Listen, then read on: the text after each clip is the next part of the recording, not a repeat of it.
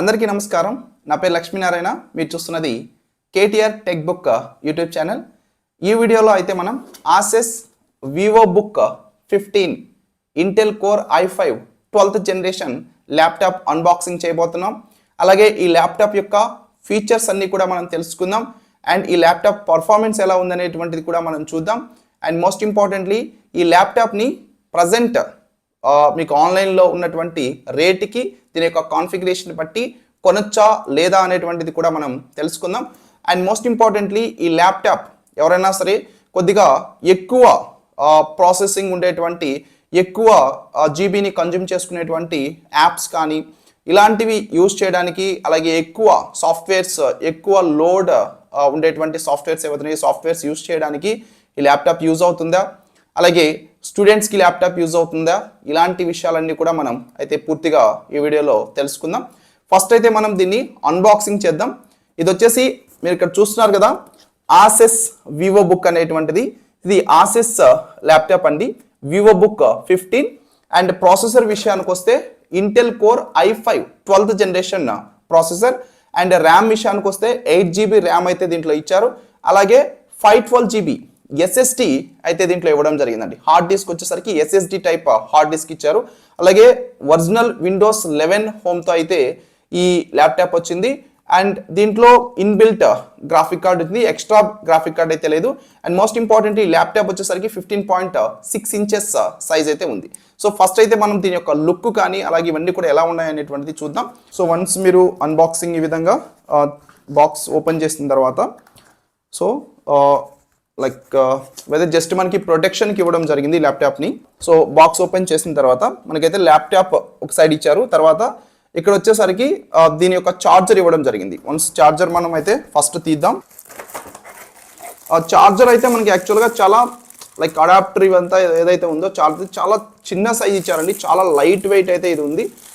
And మనం carry చేయడానికి వేరే ప్లేస్కి క్యారీ చేయడానికి కూడా ఎక్కువ బరువు అయితే ఉండదు. ఆల్మోస్ట్ వెయిట్ చూస్తే చాలా తక్కువ వెయిట్తో అయితే ఈ ఛార్జర్ రావడం జరిగింది. చూస్తున్నారు కదా, చాలా తక్కువ weight, light weight. And wire కూడా కొద్దిగా పొడవుగానే ఇచ్చారు, మనకి బాగానే పొడవు ఉంది. సో ASUS కంపెనీ ఇది Vivobook ఛార్జర్ చాలా లైట్ వెయిట్. మనం చూస్తే కొన్ని ఆండ్రాయిడ్ మొబైల్ ఛార్జర్స్ ఏవైతే ఉన్నాయి, ఛార్జర్స్ యాక్చువల్గా ఇంత సైజ్ వస్తాయి, Android mobile charger adapter.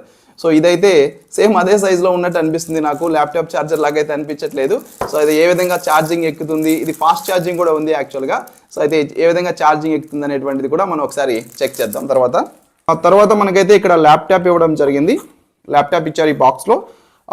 Laptop మనం ఓపెన్ చేసే ముందు ఇంకా దీంట్లో ఏమున్నాయి, ఈ ASUS కంపెనీకి సంబంధించి పర్ఫెక్ట్ పీసీ ఎక్స్పీరియన్స్ అని చెప్పేసి ఇక్కడ ఒక లెటర్ అయితే వీళ్ళు ఇవ్వడం జరిగింది.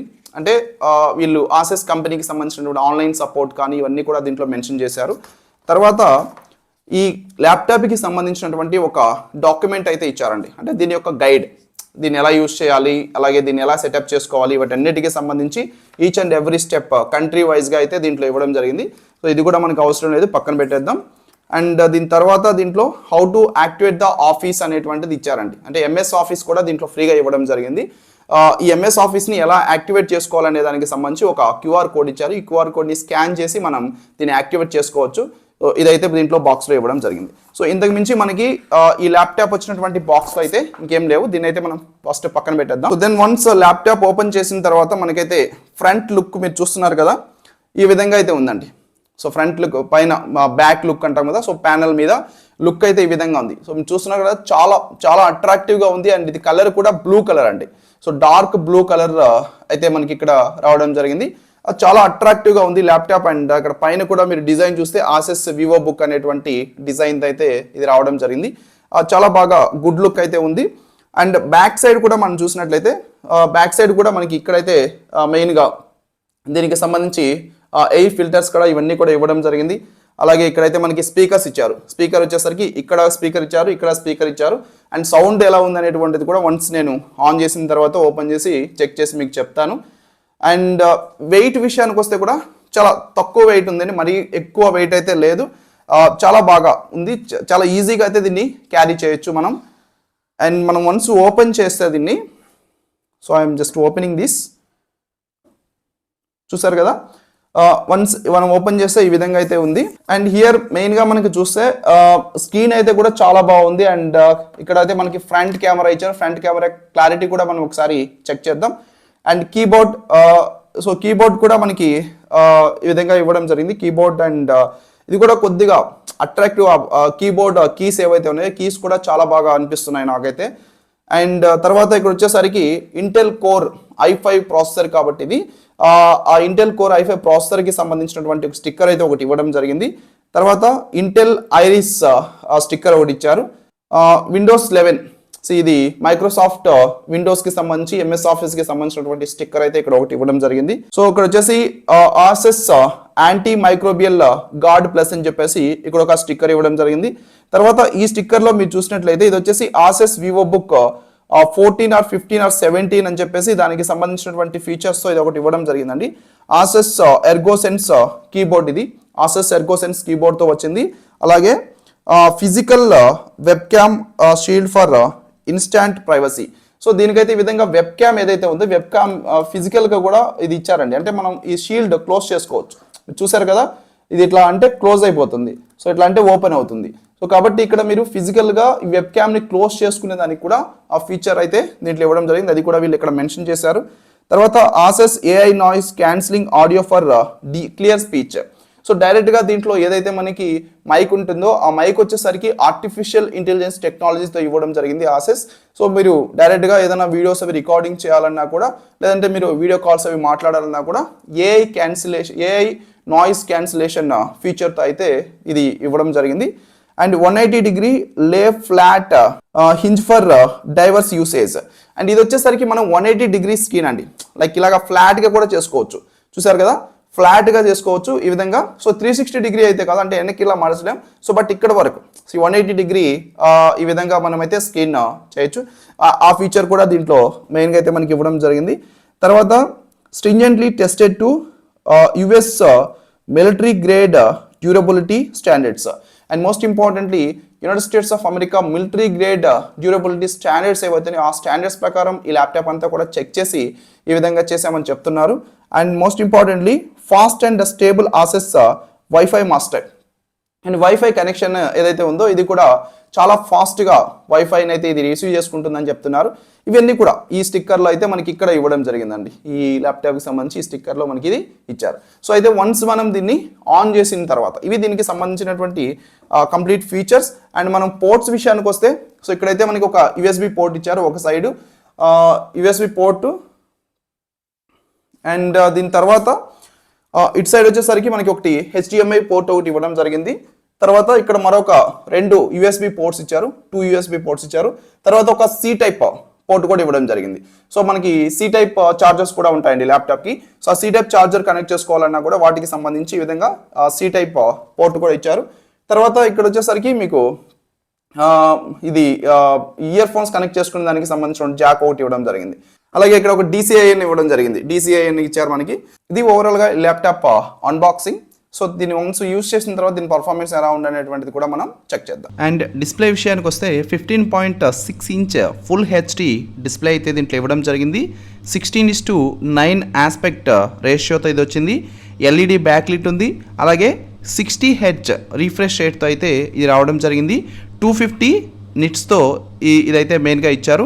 And most importantly 45% NTSC colour gamete దీంట్లో ఇవ్వడం జరిగింది. అండ్ మెయిన్ ఇంపార్టెంట్గా మనం ఈ డిస్ప్లే చూసినట్లయితే యాంటీ గ్లేర్ డిస్ప్లే అనేటువంటిది దీంట్లో ఇవ్వడం జరిగింది. అలాగే ఆప్టికల్ డిస్క్ డ్రైవ్ అయితే దీంట్లో లేదండి. అండ్ ఈ ల్యాప్టాప్ వెయిట్ విషయానికి వచ్చినట్లయితే 1.7 kg వెయిట్తో అయితే ఇది వచ్చింది. చాలా తక్కువ వెయిట్తో అయితే ఇది మెయిన్గా మనకి రావడం జరిగింది.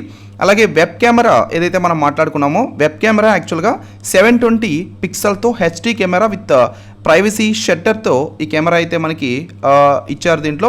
అండ్ దీంట్లో ర్యామ్ టైప్ మనం మెయిన్గా చెప్పుకోవాలంటే DDR4 ర్యామ్ అయితే దీంట్లో ఇవ్వడం జరిగింది. క్లాక్ స్పీడ్ వచ్చేసరికి max turbo frequency at 4.4 GHz clock స్పీడ్తో అయితే ఈ ల్యాప్టాప్ రావడం జరిగింది. అండ్ వారంటీ విషయానికి వచ్చినట్లయితే 1 year ఆన్ సైట్ వారంటీ అయితే దీంట్లో ఇచ్చారండి. ఈ ఆన్ సైట్ వారంటీలో మెయిన్గా కవర్ చేసేది మ్యానుఫ్యాక్చరింగ్ డిఫెక్ట్స్ ఉంటే కవర్ చేస్తారు. ఫిజికల్ డ్యామేజెస్ ఏమన్నా ఉన్నట్లయితే ఫిజికల్ డ్యామేజెస్ అయితే దాంట్లో మాత్రం కవర్ చేయరండి.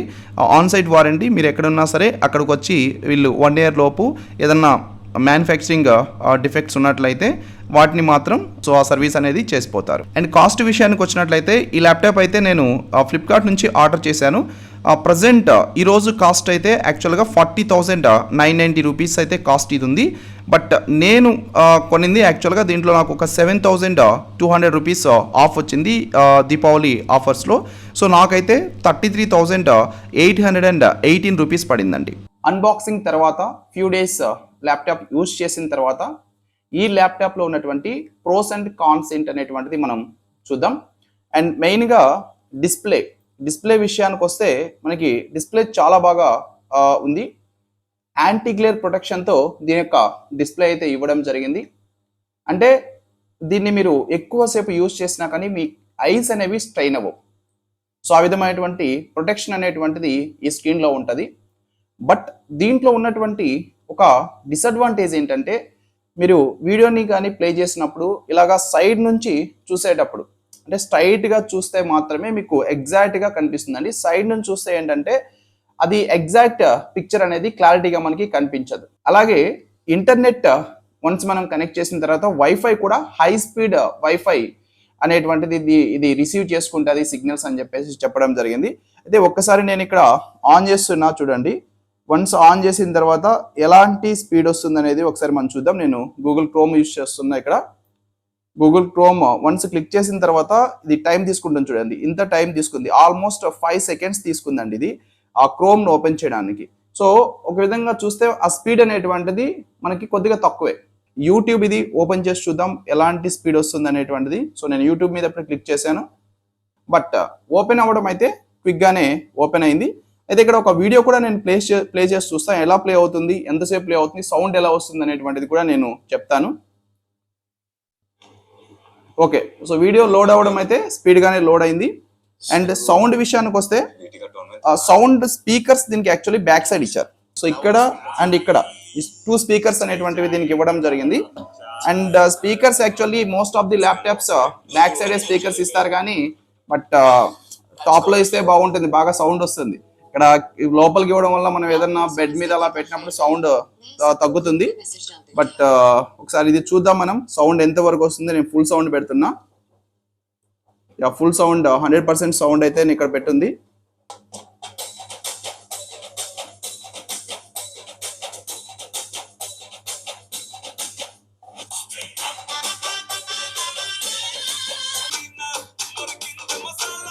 సో మీరు ఇక్కడ డిస్ప్లే చూస్తున్నారు కదా. డిస్ప్లేలో మనకి డిస్ప్లే క్వాలిటీ అయితే హెచ్డి క్వాలిటీ అయితే చాలా బాగుంది. బట్ సౌండ్ విషయానికి వస్తే మాత్రం దీంట్లో నాకు డెఫినెట్లీ డిసడ్వాంటేజ్ అనిపించింది.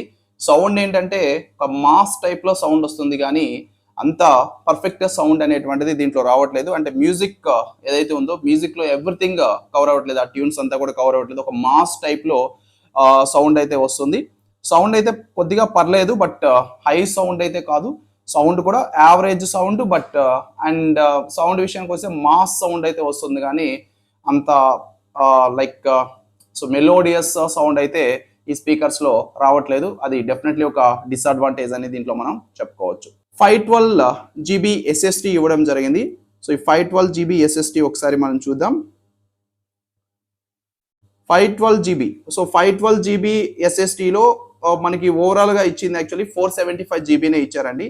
ఈ 475 GBలో 417 GB ఉంది. అంటే ఓఎస్ కానీ ఇదంతా కూడా సాఫ్ట్వేర్స్ ఏవైతే వీడు ఇచ్చేసాడో విండోస్ 11తో పాటుగా సో సాఫ్ట్వేర్స్ పోగా మనకి 475 GBలో 417 GB అయితే దీంట్లో ఖాళీ ఉంది.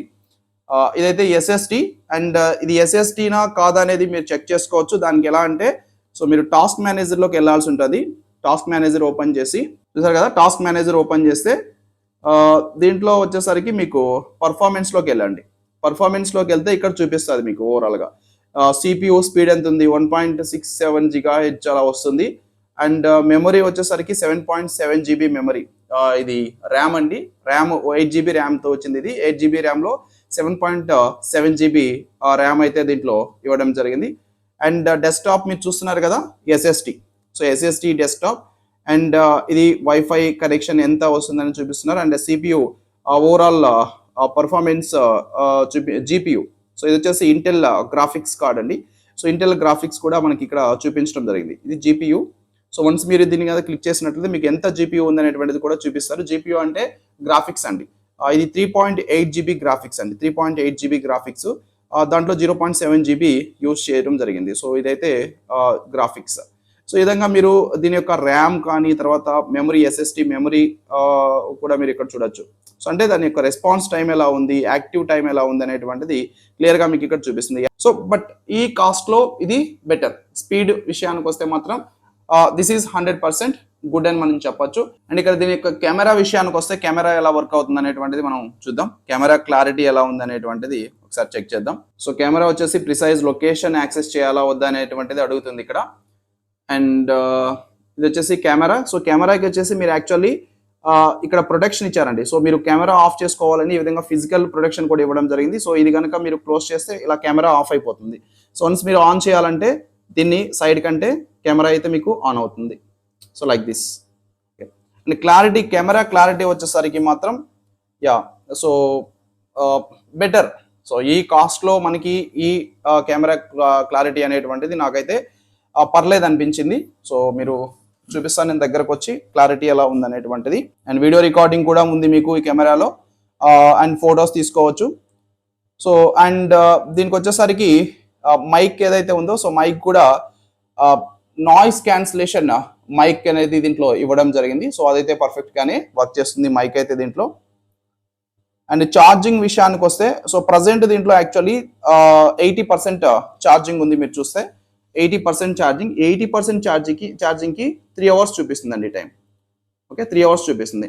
అంటే మీరు 100% ఛార్జ్ చేసినా కూడా ఆల్మోస్ట్ ఒక 4 hours. సో 4 hours టైం చూపించిందంటే మీరు మూవీస్ ప్లే చేయడం కానీ, లేకుంటే వీడియోస్ ప్లే చేయడం కానీ, లేదంటే గేమ్స్ ఆడితే ఈ విధంగా కనుక చేసినట్లయితే ఇది ఆల్మోస్ట్ ఒక 2 hours లోపు ఛార్జింగ్ వచ్చేదానికైతే అవకాశం ఉంటుంది. కానీ ఇక్కడ 3 hours 4 hours చూపిస్తున్న ఛార్జింగ్ అయితే రాదు. నార్మల్ యూసేజ్కి అయితే ఈ విధంగా 4 hours వరకు ఇది ఛార్జింగ్ వస్తుంది.